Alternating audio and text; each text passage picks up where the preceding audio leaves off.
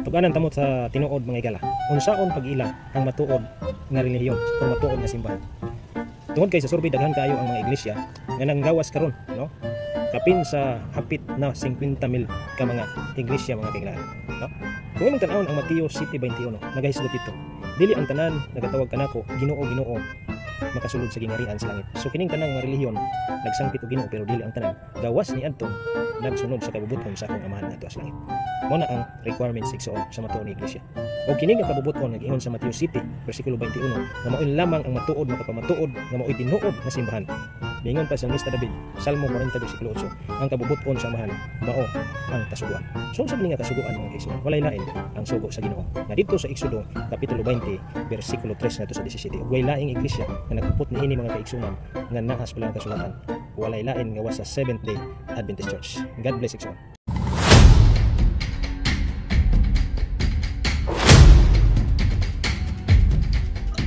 Mo sugot ta og sa dili dawaton Manila ang kamatuoran o sa dili kabaluta og nasayod ang tanan nga ang nagtukod sa Seventh-day Adventist si Ellen G. White, James White, Joseph Bates ug si J.N. Andrews.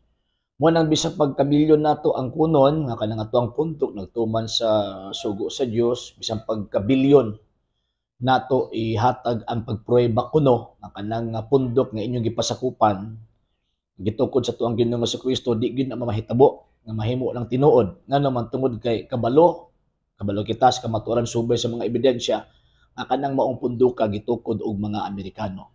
Number sa laing bahin kanang pagsulti sa tuang amigo nga mahimo daw kitang tinuod nga pundok, tinuod nga relihiyon kung magtuman daw kita sa kabubuton sa Dios. Unya ang kabubuton daw sa Dios magtuman ta sa gitawag og sa sugo. Kana magud na klase nga pamahayag ug tawag ining argumento gihimo niyang gipakawalay pulos ang kamatayon sa ato ang Ginoong Hesus sa krus nga moy hinungdan nga ang tao gitawag og nalawas. Nganong sa daang tugon kinahanglan man sila mutuman sa sugo tungod kay ang perfection sa tao ni adtong panahon na mao man ang pagtuman sa kasuguan kay wa pa man nahitabo nga niabot ang gitawag og manluluwas. Apan karon niabot naman ang manluluwas kanang pagtuman sa gitawag og sugo sekundarya na lamang kana nga mamahitabo nga mo ni paagi nga i-preserve ang grasya nga atong nadawat tungod sa kamatayon sa tuang Ginoong Jesucristo. Kay one way of preservation of the graces nga atong na dawat sa kamatayon sa tuang Ginoong Jesucristo kanang pagbuhat atong maayo, especially sa pagtuman nato sa gitawag og sugo. So sa Christian concept, sa Christian teaching, kinahanglan una nga masakop ta kang Kristo. Ano man kabubuton man sa Ginoo na, kabubuton na sa Dios. Sa daang tugon kabubuton sa Dios nga magtuman ka sa sugo. Mao na okay na. Pero karon gitawag og Baong Testamento, dili lang gyud pagtuman sa sugo ang tan-awon. Pinakauna, mahitabo nga nituman ka sa kabubuton sa Dios kung mutuman ka or mutuo ka sa iyang anak. Mo nang ang simbahang Katolika na a profession of faith kang Ginoong Jesucristo. Number 2, kinahanglan mo pasagop ka kang Kristo. In what way? Kanang pagtukod, pagsakop sa iyang gitukod nga iglesia. Di ba? San Juan, Kapitulo 10, versikulo 9, ingon pa na Ginoong Jesucristo, ang musud na ako, maluwas. Ano man, kung di ka musud niya, 15:6 sa San Juan, dauban man ka. May impyerno man ka. So, mo ni kaduha.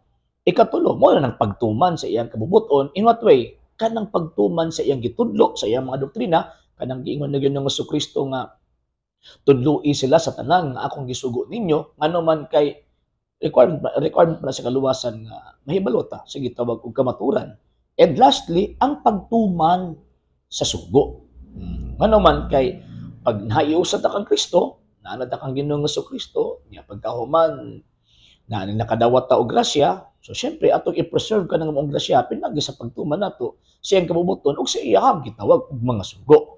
So, mo na ang proseso niya. Dito sa gitawag og pagsunod kang Kristo, kinahanglan na ata sa tinuod niyang lawas. Nga siya mismo ang gatukod. Anang giingon St. Matthew chapter 16 verse 18, nga ingon pa niya akong iglesia. Wa man siya moingon nga katong iglesia sa nga gitukod sa mga Amerikano, wala eh. Ang giingon niya akong iglesia. Buti pa sabot kanang giingon niya nga akong iglesia, iyahang pundok. Sumala pang San Pablo, iyahang lawas. Dili lawas anang mga Amerikano. Dili lawas anang mga Hapon, dili lawas anang mga Filipino, kundi lawas niya. Siya mismo ang gatukod.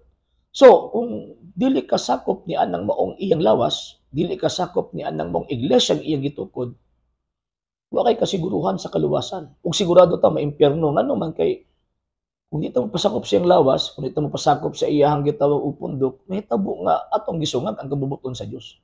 Kay kabubuton sa Dios nga ang tanan mailawom sa kabubuton sa iyang gitawag og anak. Nya wala may laing iglesia gitukod ang atong Ginoong Kristo gawas lamang sa Iglesia Katolika, Apostolika Romana. The rest of that, mga bugos na mga fake na. Number 1 din na ang Seventh-day Adventist Church. Sa hindi pa po nakapag-follow sa mga pages po natin, i-follow niyo po yung mga pages po natin. RJ Horolanciano II TV, Apolia Punto Argumento page, Kuya Apologist TV page, and RJ's Vlog 2022. And pwede rin po kayo mag-send po dyan ng Facebook stars. And also, sa atin po mga channels, sa hindi po nakapag-subscribe, subscribe po ninyo yung mga channels natin, The Lay Catholic, Apologist International Official, RJ Sano II TV, Kuya Apologist TV, and Barrio Kawayan Religious Forum. And pwede rin po kayo mag-send po dyan ng super sticker, super chats, and super thanks. And maraming salamat po sa mga kapatid at mga Katoliko na ulis pong tumutulong sa programa po natin. Maraming salamat po. Nang dahil po sa tulong at suporta po ninyo, ang programa pong ito, until now, andito pa rin po sa social media. And until now din po, nangangailangan pa rin po tayo sa tulong at suporta po ninyo dahil wala po kami magagawa rito mga sir, mga ma'am, kung wala po yung tulong at suporta po ninyo. Sa gusto pong tumulong, sa gusto pong sumuporta, pwede po ninyong ipadala ang tulong at suporta po ninyo sa pamamagitan po ng ating mga account numbers dyan po sa ating pong screen. And pwede nyo po kaming i-message sa ating pong page kung via remittance po yung papadala po ninyo. Maraming salamat po in advance.